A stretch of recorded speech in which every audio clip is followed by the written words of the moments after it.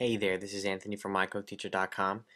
In this lesson, we're going to create an application that interacts with a web server, namely mycodeteacher.com. So in a previous lesson, we saw how to use NSurlConnection to download a file, particularly an HTML file, from the mycodeteacher server and print it to the console. This time what we'll do is we'll make a two-part application. The first part will be a user login. So what we'll do is the user will be able to enter a username and a password, and we'll check it against a PHP script on the MicroTeacher web server, and depending on what comes back, we'll either display an error message saying incorrect login information or a success message saying you've successfully logged in. And it'll be as simple as that. We won't take it any further. You'll just see how to do a login. And then the second part of the application will consist of a table view that lists some data loaded from a web server. So we'll make some books data, so to speak, and we'll list two books. I decided to go with Harry Potter and Lord of the Rings. So we'll list those on a PHP script, and then we'll download that, and we'll cut it up, parse it basically, and list it in a table view. All right. So let's get started. So the basis of the connecting with the server is the same as what we did in the downloading a file video. The only difference really is now we need to send some information to the server this time. And we're going to do that by passing in variables in the URL, so get or URL variables. So create a new project, of course. As always, a window-based.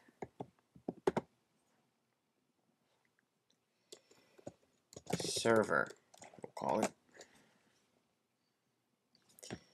So the very first thing we'll do is we will open up mainwindow.zib, and we'll give our application some basic interface.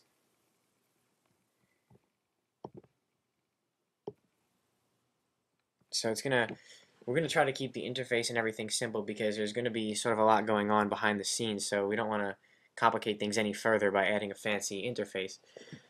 So we'll start off with just a navigation bar with a title that says choose, and we'll put two buttons here, one login and another that says books. So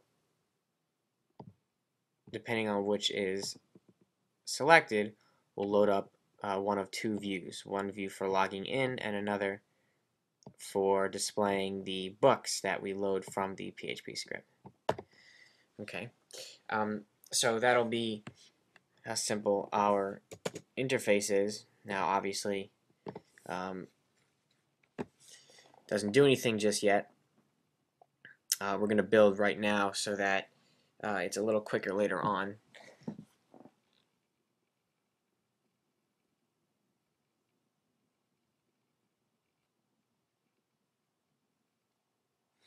Okay, so obviously neither of these buttons does anything. We need to connect them to some interface builder action. So first we need to create that login view. So what we'll do is we'll create a separate view controller, and we will present that as a model view controller. And what that is it's a view controller that basically rises from the bottom of the screen up and presents itself, so to speak, on top of the entire screen. So it basically takes over until it's dismissed. So we'll do that for the login view controller. We'll do it for the books view controller as well, but right now let's get started on the login view controller. So we'll select, I got the classes subfolder selected here, and I'm going to go to File, New File. I'm going to make a UI view controller subclass with an interface. I'll call it login view controller. So it's definitely good practice to create a separate view controller for each portion of your application. It keeps things organized and definitely helps to conserve memory. So what we're doing here is we're also creating a separate interface builder file instead of putting everything in mainwindow.zib. This also helps to conserve memory and keep things separated. So we will, when we make an instance of this login view controller so we can actually present it and use it, we will instantiate it with the interface builder file here. So we're going to have to link them together. We're going to have to link the login view controller in code with the login view controller.zib file. So let's open login view controller.zib, and so if we click on Files Owner, go to the Inspector panel here, you can see because we created the login view controller.zib file with the .h and .m files, we created them all at once. Apple has been so kind as to already define the class as login view controller and create a view and connect it to the files owner or login view controller's view property. So this object here, this files owner, is the interface builder file itself, the object that is the interface builder file, so to speak, and so it's a login view controller, and this view is its view property. So this is the view that it controls. So let's go to server app.delegate.h just so you can see what we've got so far. And let's create that action that will tie to the login button. So launch login. And now let's save this and go to interface builder. We need to go to the other file, mainwindow.zib. Now let's right click and drag from the login button to the launch login interface builder action of the app delegate instance. And now let's implement that action. So what we need to do first is import login view controller. And let's go down and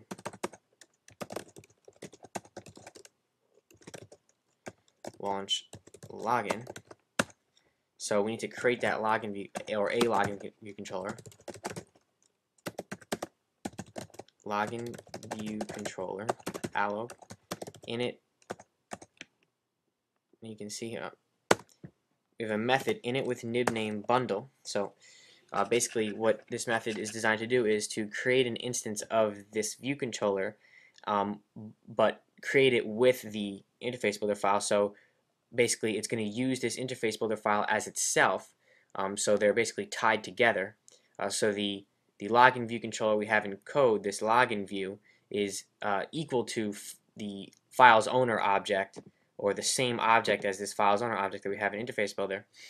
So they're one and the same, and we can interact with both in two different ways. So let's fill in the name of the interface builder file we want it to use as its own, and then the bundle is of course the main bundle, or the default bundle. And now let's present that here. So what we want to do is use the present model view controller method, but that method can only be sent to a view controller, so we don't actually have a view controller to send it to. So right now, if we go to mainwindow.zib, all we have is a window. We've put everything in this window. So what we want to do is we want to create a view controller,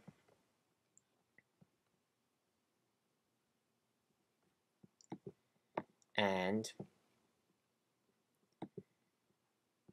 basically copy everything here, drag a view on,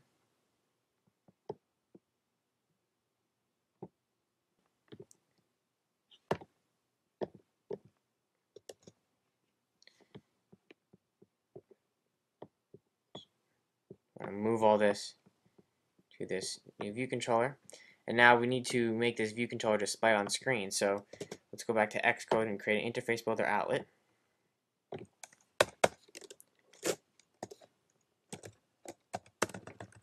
IB outlet, UI view controller, we'll just call it root view controller. Save, go back to interface builder, mainwindow.zib, connect this to this here, and save. And now let's go back to Xcode, and when the application launches, let's add this view controller's view as a subview to window. Okay, so now we can finish our launch login method here. So root view controller, present model view controller, login view, animated, yes. Now let's launch this.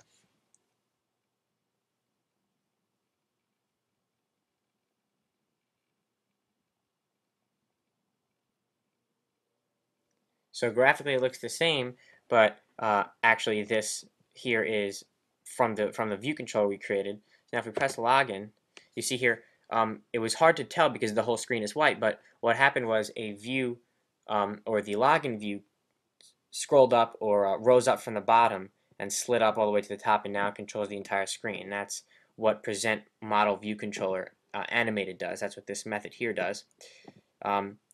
So you can call it to any view controller and it will present a new view controller on top of itself. So now let's go back to the login view controller.zib and let's actually create some login interface. So we will use a table view here, and now we're going to want to create our table view cells, one for entering a username, one for a password. We're going to want to create those in Interface Builder. Now, I wouldn't suggest that very often. It's poor practice, really, only because it's bad for conserving memory. The iPhone is not built to handle a lot of table view cell instances. We're going to do this now for two reasons. One, because we want to save time and not build custom table view cells, because that would be a whole other lesson. And when we're only going to have two here, or three, so it's not going to really take a toll much on the iPhone. Plus, we're doing this in a simulator, and my Mac here is definitely able to handle it. On a real iPhone, it might be a little bit less quick, but still wouldn't be too bad. So we're going to create our table view cells in the Interface Builder, but again, bad practice when creating apps you plan to submit to the App Store, especially if you have a lot of table view cells. So what we'll do here is we will find the table view cell and drag. Now there is a way to create a table view cell in Interface Builder and make it reusable, but we're not going to cover that in this lesson. We're just going to show you, we're just going to create separate table view cells and just link them to code and then return them in the data source method. So the first one here, let's open this. And what we want is a text field for entering the username. Let's drag, place that right there, center it best we can. Okay. Now let's go to the attributes inspector panel, and we want to give it a placeholder, which will say username. Now let's make the font 17. I believe that is the default font for pretty much anything, a label, a text field, a cell. So that looks about right. So we will hide the background here, and so that's our username cell. So now so we can differentiate. Let's scroll down and give it a name, username cell, so we can tell which is which. Now let's copy this and paste it, and now let's change username to password. Now it displays here, and now let's open this and change the placeholder to password. So we've got our username and password cell. Let's save this. So now we need to link them to table view cells in code so we can display them later on. So IB outlet, UI table view cell, username cell, and IB outlet, UI table view cell, password cell. And now let's go back to Interface Builder. We've got that saved, and let's drag from files owner to username cell, connect the username cell outlet, and connect the password cell outlets. Okay, so again, just in case you've forgotten, this files owner is actually a login view controller object. And so we, in the login view controller.h, we added two outlets, and one for username cell, one for password cell, and that's why we can drag from here and connect each appropriate object or outlet. So we can save that now, and now let's actually create a table view to put those cells in. So underneath this login bar,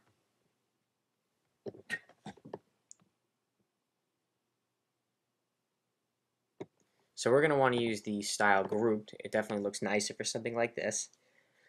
And we need to connect the data source outlet to the login view controller. Save that, and now we can implement the data source methods. So first, of course, is number of sections in table view.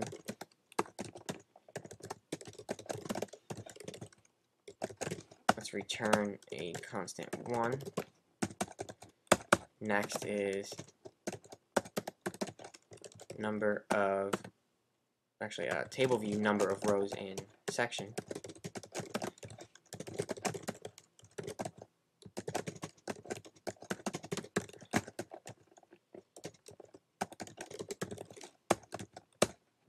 Return 2, one for each cell, one for username, one for password, and now we need to return those cells. So table view cell for row at index path. Okay, so now if index path dot row equals 0, return username cell, else return password cell.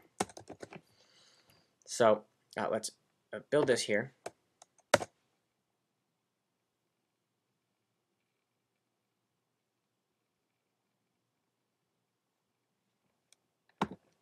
Okay, and so there you have it. So you can see we've got our table view with 2 cells, username and a password cell. So now the username and password cell were each linked to an interface builder outlet, and so in this method here, self-row index path, where the table view asks for what table view cell object to display for each row, if it were on row 0, we just simply return the username cell, the one that we linked to the interface builder outlet right here, and then in interface builder to this. So we just return that. So we're just giving it that, and it's going to display exactly what you see here.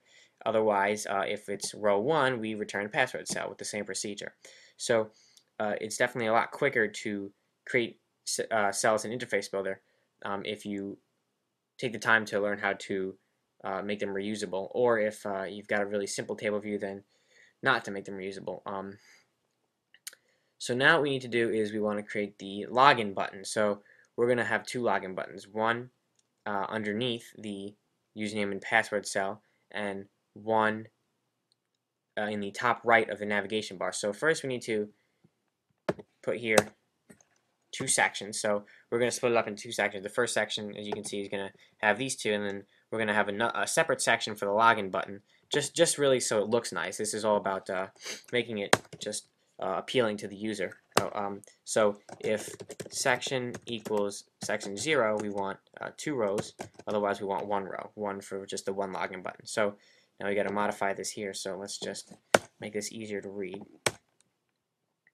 So this is if we're on section 0. So if we're on section 0, we're going to check to see which it is, so we know to return either user or password cell.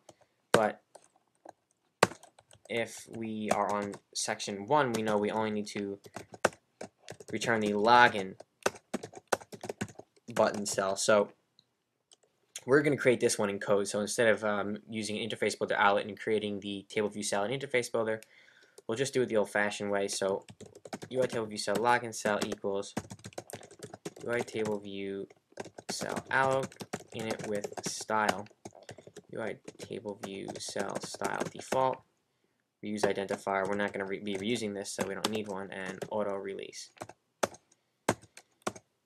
Okay, so first we want the text label to read login. We want to give it a accessory type, UI table view cell accessory detail disclosure, and you'll see how that changes the login button row in a second. And then we can just return it, login cell, and build the application.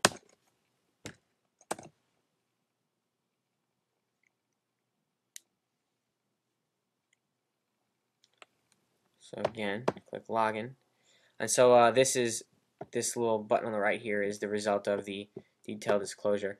And so now you can see here we can actually, if we are sure to miss the text fields, we can still select the username and password cell. So we want to change that. So we can do it in Interface Builder, but actually we'll just do it in code, so you can see how that's done. So username cell selection style equals UI table view cell selection style none. So that basically tells the table view that the user is not allowed to select this row. And we're going to do the same thing for the password cell. Password cell selection style equals UI table view cell selection style none. And again, close this here. And so now, just so you can see, if we build this again,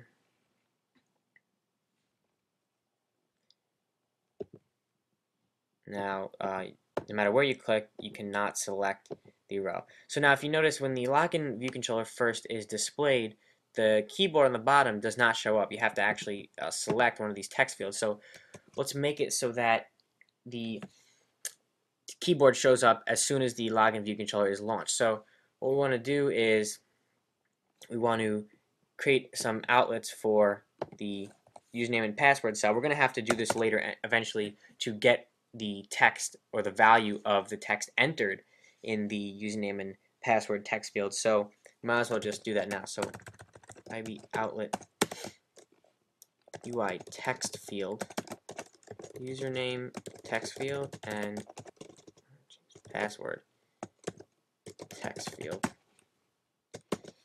And let's connect. Okay, so first connect the username cell, or the username text field. And now let's connect the password text field. Save, and now let's make it so as soon as the view shows, so inside the view did appear, that's not here, view did appear. So of course the view controller will call this, or this will be called by the view controller when its view shows. So when the login view appears on screen, the view controller tells us by executing this method, and so we can basically just prepare for the displaying of the view however we want. So view did appear, username text field become first responder, and that's all we have to do. So become first responder is a method you can send to anything that descends from UI responder, and basically anything that descends from UI responder is said to be something that can interact with the user. So of course a text field can interact with the user. So by saying become first responder, we're saying we want that to become the active object on the screen. So in the case of a text field, that means displaying the keyboard. So if we build now,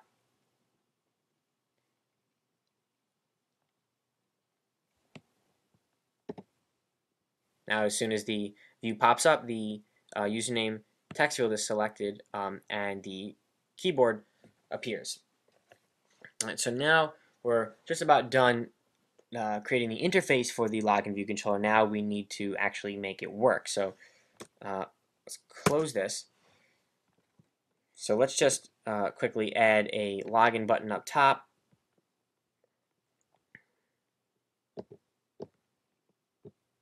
So login. So we'll make it so you can press this login button, or you can select login in the table view. Either way will be fine for logging in.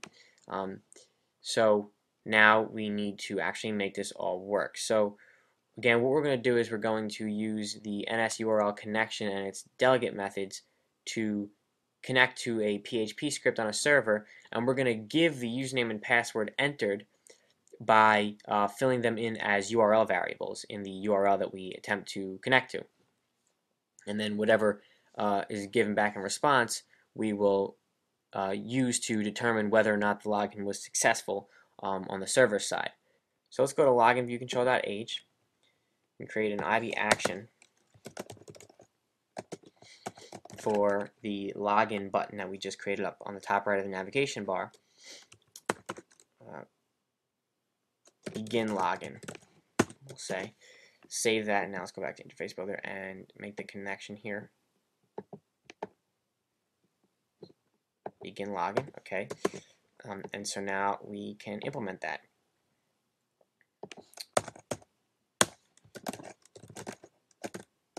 So IB action, the return type IB action, actually is equal to void. It's the only difference really is it's used so that when Interface Builder runs through a file, it knows that this particular action or method is to be listed as an action for this particular object. So, but because we put IB action, the return type, in the header file, Interface Builder knows to list that as something we can tell other objects to be able to call to. If you don't put that in the header file, it won't be listed. So, but in the implementation, you can put void because that's really what IB action means. So, begin login. Okay, so first, I'm going to assume that you watched the NSurlConnection video, which the title of is downloading a file. So, if not, and you have no clue how to use NSurlConnection or how to connect to a server, then I suggest you do that now. I'll try to explain everything again here, but I don't want to spend too much time doing that because this video is already going to come out long enough because we got a lot going on here. So if you really have no clue what any of this is, definitely watch that and then come back. All right, so first we need to create the request, NSURL request equals NSURL request with URL, and now we need to create a URL. Okay, so we need to create the PHP file that we're going to actually connect to. So the name of the file is going to be login.php, and now of course we need to put in the username and password here. So we need some way of plugging that into this string. So we need to format a string. So because this is starting to get kind of large and confusing, let's actually just create the string out here. String with format, or I mean a string with format. Okay, so hopefully you know how to format strings using C-style formatting. So login.php, so username equals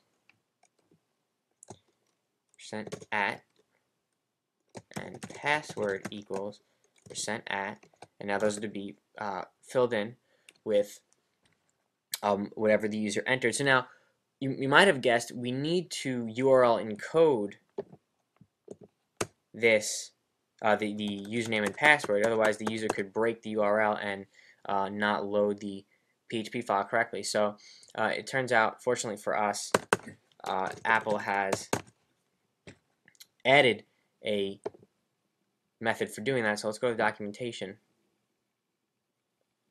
So NSString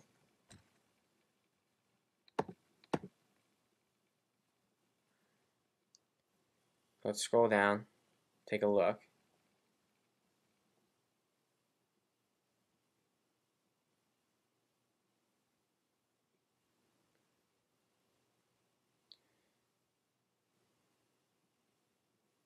So here we have it right here, working with URLs. String by adding %escapes using encoding, or string by replacing %escapes. So the first one allows you to URL encode a string. The second one allows you to URL decode a string. So right now, obviously, because we're sending something to a server, we want to encode it. So NSstring encoded user string equals username text field text string by adding %escapes using encoding. So I happen to know that UTF-8 encoding constant as far as for NS strings is 4. So I just plug in 4 here, and so that's going to add the escapes, and we need to do the same thing for the password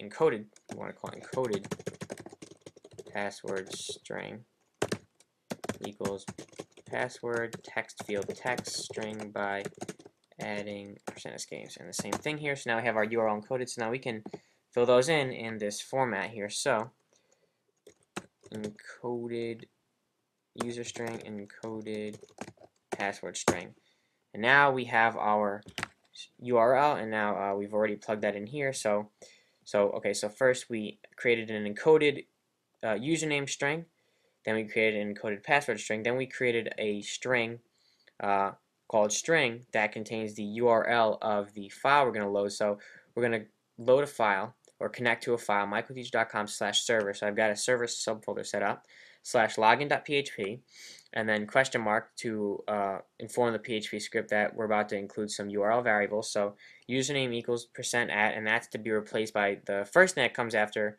the comma here. And then n password equals another %@, and that's to be replaced by the second thing that comes after the comma here, the second comma. So this gets plugged in for the first %@, this gets plugged in for the second %@. So you can have as many of those as you want, as long as you see string with format method. So now we have the URL stored in string, and now we create the URL request. Request equals NSURL request with URL, and then we just create an NSURL object using the string. So now we've got our request, and everything's just about ready to go. So now let's create the NSURL connection to actually do the connecting to the script. Connection equals NSURL connection alloc init with request and delegate self. So of course we want the connection to tell us when anything related to the connection happens. So now we need to create a NS mutable data object to store whatever data is returned, or whatever we receive back from the script. Okay, so if connection, so if the connection object was created, we want to set received data equal to a new NS mutable data object, an empty one, of course. Else, so if for some reason the connection object is not created, we want to tell the user that there was some sort of problem connecting to the service. So let's make an alert view. eview for error view, UI alert view, alloc init with title. So first error, and the message is going to say there was a problem connecting to the MyCode teacher server. Delegate, we don't need delegates. We don't care. The delegate here, UI alert view delegate, you can use to be informed what button a user presses when they dismiss it. So if the user presses OK or cancel or any other button, you can set a delegate, and then the alert view will tell its delegate when any one of those is pressed. We don't care, or we just want the user to see this, and we don't care what they click to dismiss it. In fact, we're only going to have one button. It says dismiss, and then no other buttons. And now we can display this using the show method to show it, and then release. Okay. So now we need to implement the NSURLConnection delegate method. So we've got our begin login method complete. So let's get started on that. So the first one, of course, connection NSURLConnection did receive response. Sorry, did receive response NSURL response. Got all these objects here for each particular task. Receive data set length. So we're gonna each time just to make sure that we're dealing with an empty data object. Each time we receive a response, so that's that. This method will be called only once per each time you try to load a page, and it's called just to alert you that the connection object did make some connection and did receive some response to the server you're trying to connect to. Now it's going to tell us when it receives some data. So connection NSURLConnection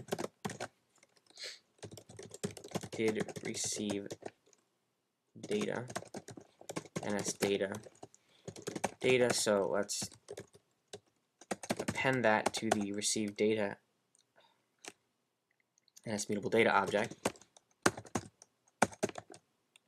So if the connection fails, again, we're going to alert the user with that alert view, so we can just copy and paste that. Connection did fail with error, NS error, connection release, received data release.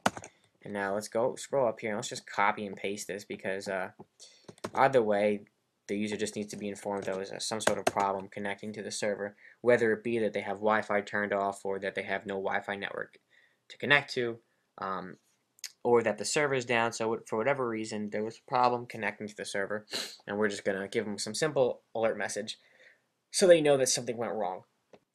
On the other hand, if the connection was successfully loaded, connection did finish loading, NSURLConnection. So again, anytime you see NSURLConnection connection inside these delegate methods, that is the connection object that we created. It's passing itself in, just in case you want to reference it again, and you didn't use an instance variable to store the original object. So all objects, all Cocoa Touch objects do this. Anytime there's the use of a delegate method, they pass themselves in when they call to their delegate objects, so you can reference back to them if you need to. So if the connection finished loading, we're going to read what happened. So let's not implement this now. So let's actually go to Coda. So I'm in a server subfolder here on the MyCodeTeacher server, and we're going to create a new file, and of course it has to be login.php. So I'm not going to connect to a MySQL database. This is, of course, the iPhone lesson package. If you want to learn how to do that and you don't know how, you can subscribe to the PHP lesson package. So I'm just going to do something simple here. So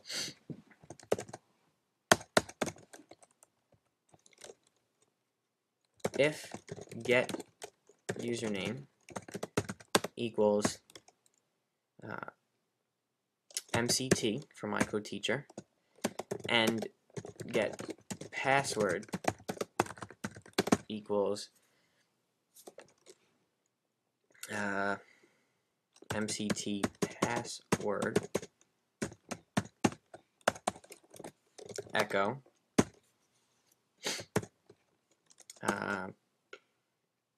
success, else echo failure. So let's save this and let's open up Safari. Let's go to mycodeteacher.com/server/login.php.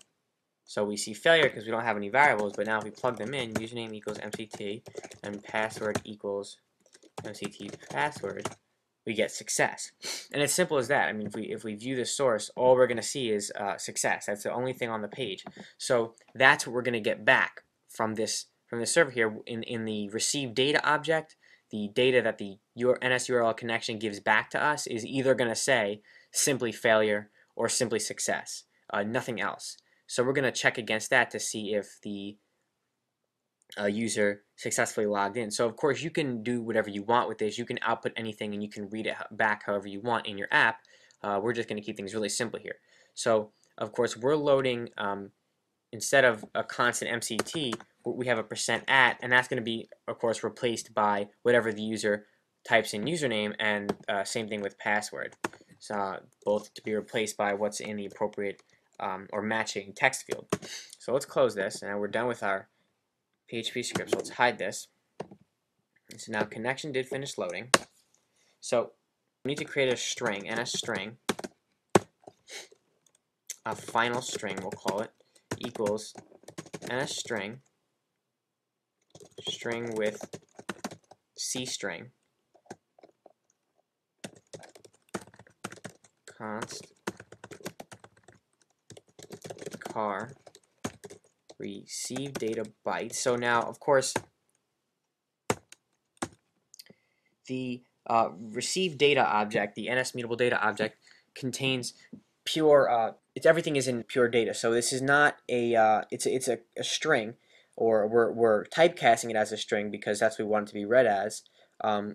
Really what we should do is go back to the PHP script and declare that we're using UTF-8 and then create or typecast as UTF-8 string, but we don't want to do that because then we have to parse, and we don't want to parse. We want to keep things simple. So this will work. So we're just going to typecast as a constant char type, and then we're creating an NS string using the bytes here. So string with C string. So basically we're converting from bytes or C string to NS string, and now we're going to check to see what the NS string is storing. So if final string is equal to string success,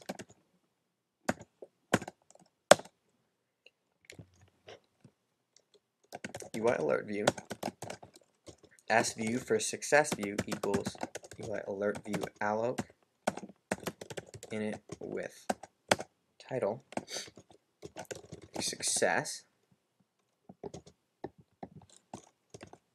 you have successfully logged in. Now once it gets to the point that a user has successfully logged in, it's up to you really to figure out how you want to handle that. So if you want to keep in your application the fact that the user is logged in, you're probably going to want to store somewhere in the application delegate whatever username and password they're logged in with, and then each time you connect to your server, if your website has some kind of user authentication for everything, then you're going to want to pass in the username and password probably each time the user tries to do something, so you can match against your server script to see what user is trying to do this. I would definitely suggest encrypting using MD5 encryption on all your passwords, but I guess you don't have to. But either way, you're going to need some way to alert your server every single time from the iPhone app. Delegate nil, cancel button, great, and nil, we don't care about any other buttons. SView show, SView release, else. So if the string received is not success, so it's failure, or for some reason it's something else, which would not be good, let's copy this again. Let's just change the message a little bit. So there, say that your login, actually let's make it really simple, invalid login information. And we can close this. Okay, and so now we pretty much done here. Should be able to launch the application and see if this works here. So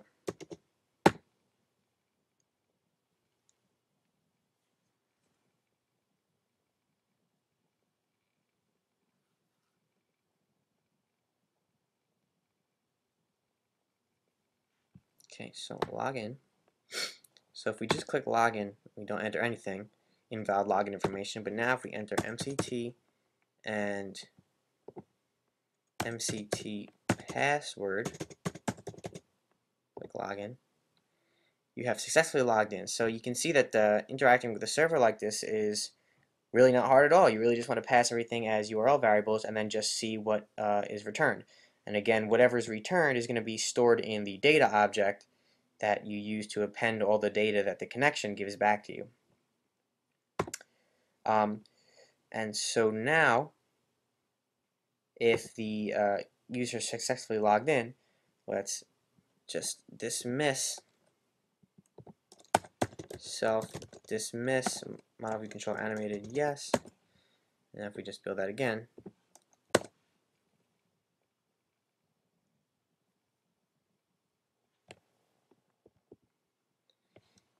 MCT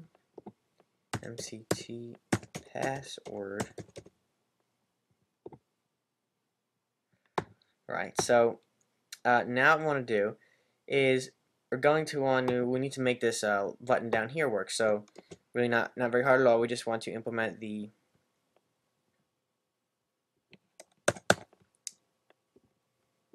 table view did select row index path method. We need to connect the delegate outlet. Save this. So now void table view did select row at index path ns index path index path. Now we made it so that the first two cells, username and password cell, are not selectable. So if the user selected a cell, the only thing it could be is the login cell. So self begin login. Build again.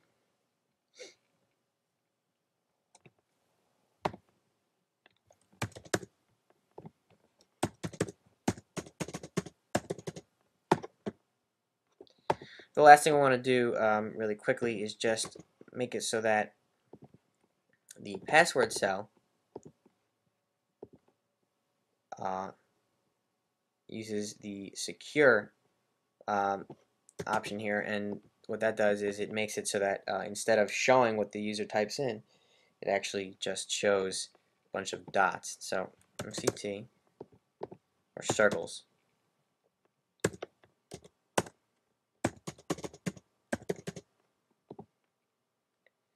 Okay, so now our login is complete. The next thing to do is the books. So this is really not going to be any harder or any easier, just a little different. So in the login here, whatever we received, we just check to see if it says success or not.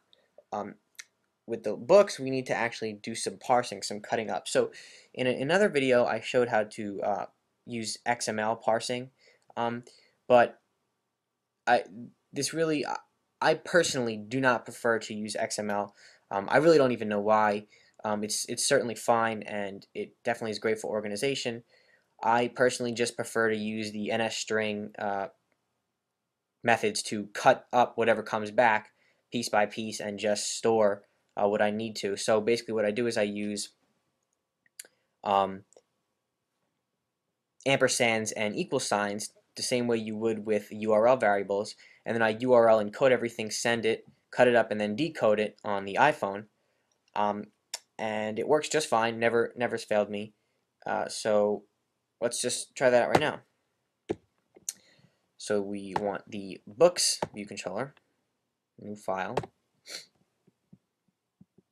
same thing, UI view controller subclass with interface, books view controller.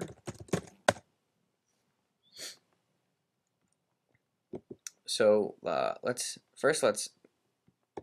close this login view controller. We're done with this, thankfully.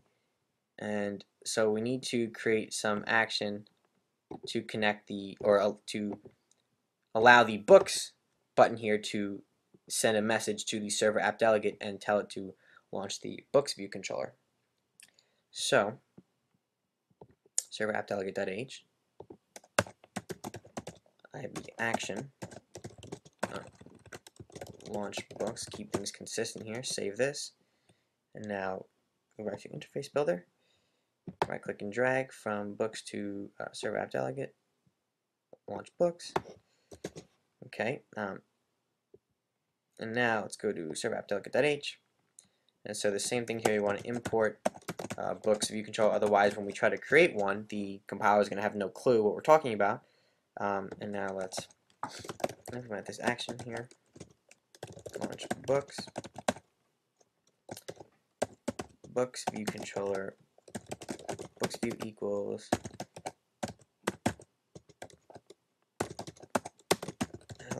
init with nib name books view controller. So the process is really exactly the same, besides the fact that we're just using different names here for things. Name bundle. And again, root view controller present the books view controller. Animated yes. And just to make sure that this works, let's launch that.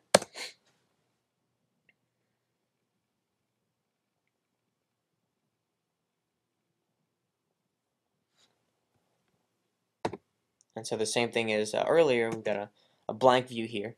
So we want to add the table view. So let's do that right now. So first we need to open up books view controller. And we need to, let's give it a navigation bar. I've mentioned before that I personally think when an application has a navigation bar, it looks a little silly. Books. So now this isn't really going to do anything other than just display what we get back. And so as soon as the books view controller appears on screen, we're going to automatically want to make that URL connection and load what comes up from books. So connect the data source outlet, save, and now let's get ready for this. So let's actually go to login view controller.m and let's just copy all of this. Save us a pretty good deal of time. First, let's add that mutable data object, and this mutable data received data. Now let's paste all of this here. So first we'll rename this to begin downloading books. Okay, and so now we don't need any of this because we don't have anything to send to the server. No data. All we need to do is just give it we just need to pass in the URL here that we want to load. So http mycodeteacher.com/server/books.php. That's all we need there. Okay, and then everything else still works. The error message is fine. It's generic enough so that it works for both view controllers. This works, this works, this works. The only thing we need to change is the connection did finish loading method. So our connection did finish loading method is actually going to be totally different. Actually, the first part is the same. We still want to convert to an NS string instance, but now we need to cut it up. So we didn't actually create books.php, so we're going to want to do that first. So books.php. Again, not going to load anything from a MySQL database. Just going to put something simple here. So and title equals Harry. Actually, I'm going to want to do this in PHP so I can URL encode everything.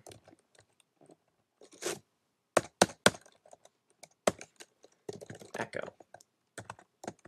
And title equals URL encode Harry Potter. And the Deathly Hallows. And author equals URL encode J.K. Rowling. and title equals. So you can see here, there's no. I'm simply just gonna. It's similar to XML, except instead of using brackets and names, I'm just using the ampersand, equal sign, and identifiers. So basically, I'll know when a new book is started as soon as I see the next time I see title. So I'll see title. I'll know that a new book is about to be read in. Then I'll see author. I'll save that for this first book here, and then the next time I see title, I know we're on a next book, just because that's the pattern I'm using here. So I can set up this pattern any way I want, and as long as I make it so that the iPhone reads it correctly, this will all work just fine. So the second book and title equals the Lord of the Rings. Actually, I need to URL encode that. Code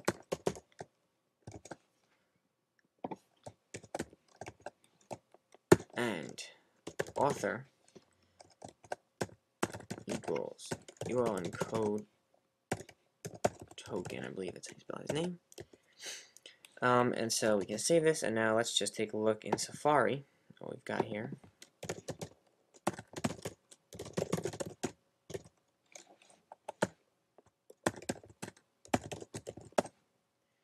Right, so everything was URL encoded the way I wanted it. So really the only encoding done here was instead of spaces were replaced by plus signs. Now let's close that. So now, of course, we're encoding so that here it doesn't really matter because we're splitting up by n title equals. But if you were creating an application where the user could enter anything, otherwise the user was allowed to enter n title equals, and you didn't URL encode, then the ampersand and the equal sign wouldn't be encoded. More importantly, the ampersand, and then you would split up at a point that you didn't want to. So you always want to URL. So basically, this works. This is the logic you follow anytime you use some method of transferring data from one place to another.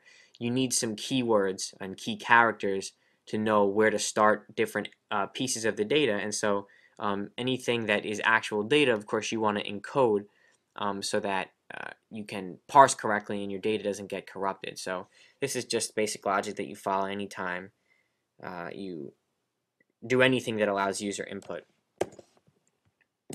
Okay, so now I want to cut that up. So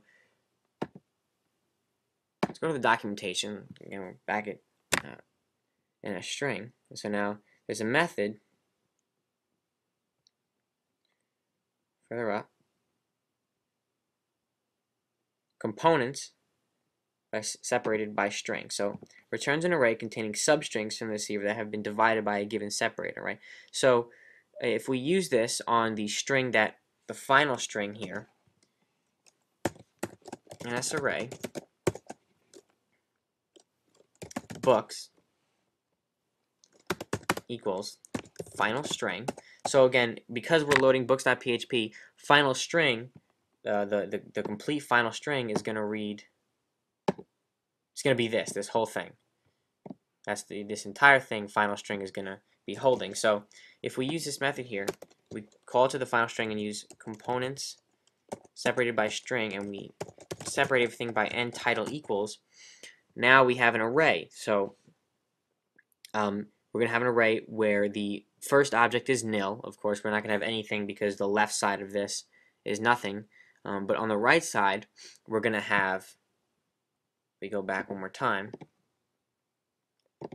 So we're going to have an array. The first object in the array is going to contain nothing. The second object, however, is going to contain a string that contains all the way up until the next title, right? So we're going to have all this in the first or the second element in the array at index 1. And then the next or the last element in the array is going to contain this here, the right side of this title, right? So then we almost have everything we need. We just need to split up again and get the author.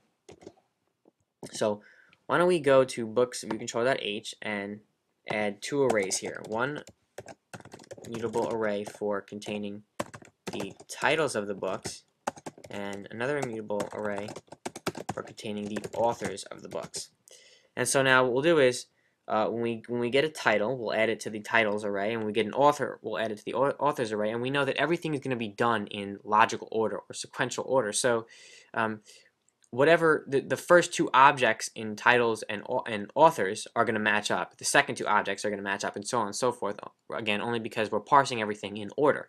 So the element at index 0 of the titles array and the element at index 0 of the authors array will be belonging to the same book, as long as we parse this the way we mean to. So now let's run through this. So we just need an integer I equals 0 for ns string in books. So this is a great way to enumerate through an array. So basically what we're saying is we're implying here that there's a bunch of strings in the books array. Every object in the books array is a string, which it is. And now we're going to run through each one. So each element is going to get one loop. And in that one loop, it's going to store whatever string it gets from the array in string here. Alright, so first let's check. If I equals 0, I plus plus, continue. So we're doing this because, again, because we're splitting up by title, after the first split, we're going to have the first element in the array is going to contain nothing because it's splitting it down the middle, so to speak. So on the left side, there's nothing. On the right side is all that information we want. So if we're on the first element, we're going to skip. Otherwise, we can add to I. We don't need to because we really only need to know if it's the first one or not. But we'll do it anyway. And so now we need to grab the author. So ns array author array equals string components separated by string and author equals. Okay, and so now we know that on the left side, the first element in this new array is going to contain the title of the book, and the second element is going to contain the author of the book. So our titles add object author array object at index 0, authors add object author array object at index 1. Now again, if you didn't understand this, I'm going to explain again. So at this point in time, go back to that file again. So after the first time we split everything, we split by the end title equals keyword or key phrase. So then we're going to have an array with 3 elements. The first element is going to be nothing, nil, because on the left side of this is nothing. The second element in the array is going to be a string containing all this up till the next time we hit title. And then the third one is going to contain all this. So now we're going to run through that array, one loop per element in the array. The first time, again, the string is going to contain nothing. Now we go back to Xcode just to reference that. So each time we run through, whatever element we're on in the array is going to be set in string, so we can access it. So the first time, string is going to equal nothing. The second time, string is going to equal all this. So now we want to get the author, so we're going to split again. So we're splitting string by author equals. And now we know that new array that we get back on the left side of the first element contains this, and the right side contains this. And now we add each appropriate string. So author array, the first part or first object, add that to the titles array because that's on the left side of an author equals, and then the first or second object at index 1 we add to the authors array. Let's close this, and now we've parsed this correctly. Now we want to give this to the table view. So we need to implement the table view methods, but first we need to tell the table view to reload after this. So we need to be able to access it in interface builder, UI table view, main table view. Save this, go to interface builder, connect here, save, close. We should be done with that. So once the connection's been loaded and finished, and we've finished parsing, we're gonna want to reload the data here. So now we haven't actually created the titles authors array. They're declared but not actually instantiated. So we'll do that as soon as we initialize this books view controller. So titles equals NS mutable array alloc init. Authors equals NS mutable array alloc init. Alright, so now we have our authors and titles array. Okay, again, so once the connection finishes loading, we parse everything up, and then we're going to reload the table view data, because now we actually have some data to give it. So now we need to implement the data source methods. Integer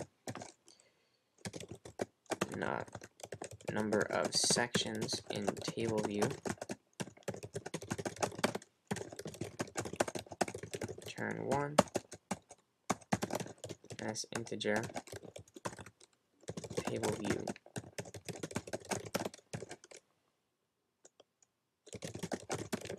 number of rows in section.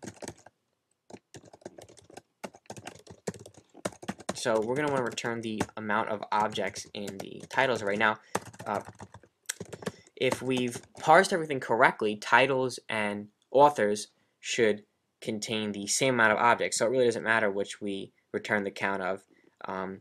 So we'll just go with titles since that's the first one. Okay, and now UI table view cell. Table view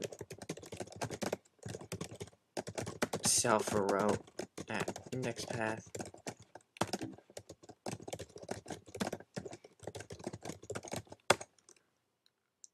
So first let's create that cell.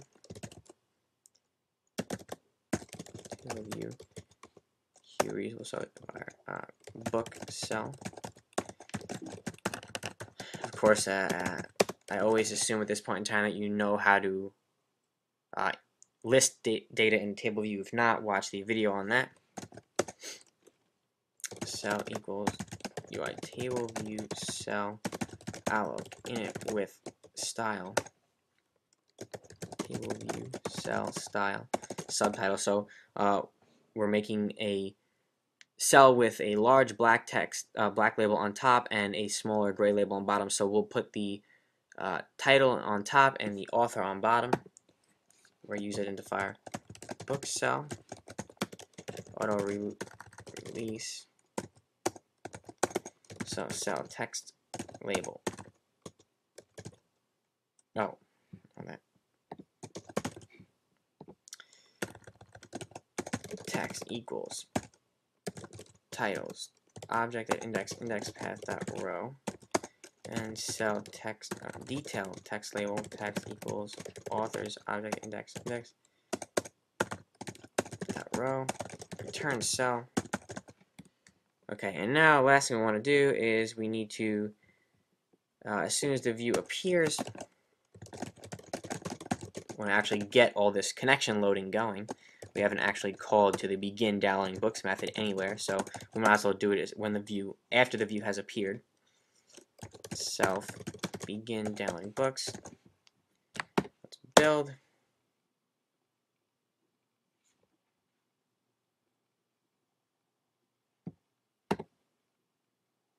Okay, and so you can see here that we've got all the data and we've got everything in rows, but we didn't decode what we got back. So we're going to want to do that now and get rid of those plus signs.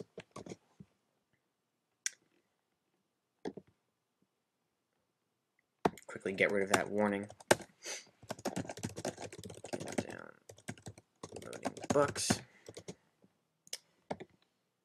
Okay, so right here,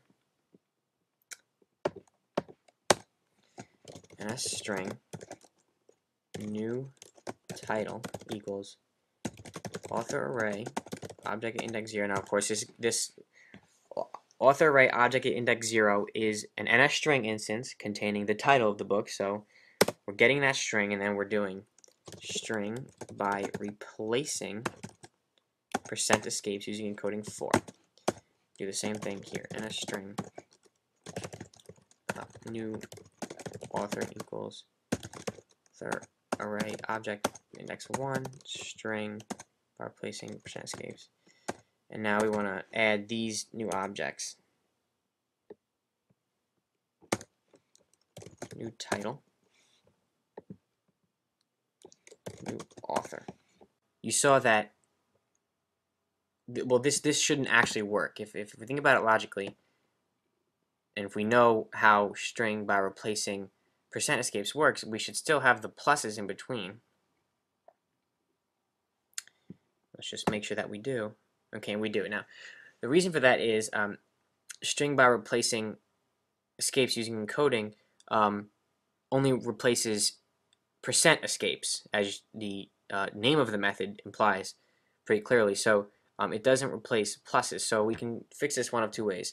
We can take the unescaped string and then just manually replace all pluses with spaces, or we can actually use raw URL encode, which doesn't use pluses for spaces. So pluses for spaces is something that's not totally new, but sort of new. Originally, URL encoding had spaces represented with %20. So let's replace all URL encode with raw URL encode. Now save, hide, and if we build this time,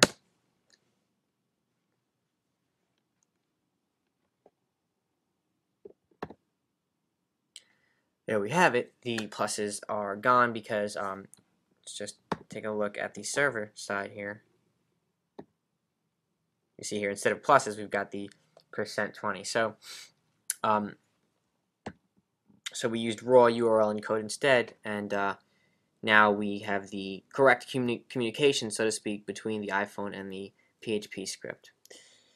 So that wraps up this sort of lengthy lesson on how to interact with a server. So we sort of got this in two parts. First part to make a login, second part to just load some data, split it up, and list it in a table view. Again, this method here is sort of the way I do this, because I got started early on in my programming with Flash, and this is how it was always done with Flash. Everything was just ampersands and keywords and then equal signs, and that's how you communicated with the server in Flash. And I always liked that. I thought it was really simple, and I kind of liked being able to create my own way to parse stuff. XML parser is certainly fine, and a lot of people prefer that. It's more of an organized, structured kind of way to parse data from a server. So whatever suits you best. If you want to use XML, of course, you can watch the XML parsing video. It's not very hard at all to do. This is really just a preference for me, so choose wisely. But this wraps up the interacting with a web server lesson. I'm Anthony from MyCodeTeacher.com. I hope you learned a lot, and I hope you tune into future lessons. Thank you very much for watching.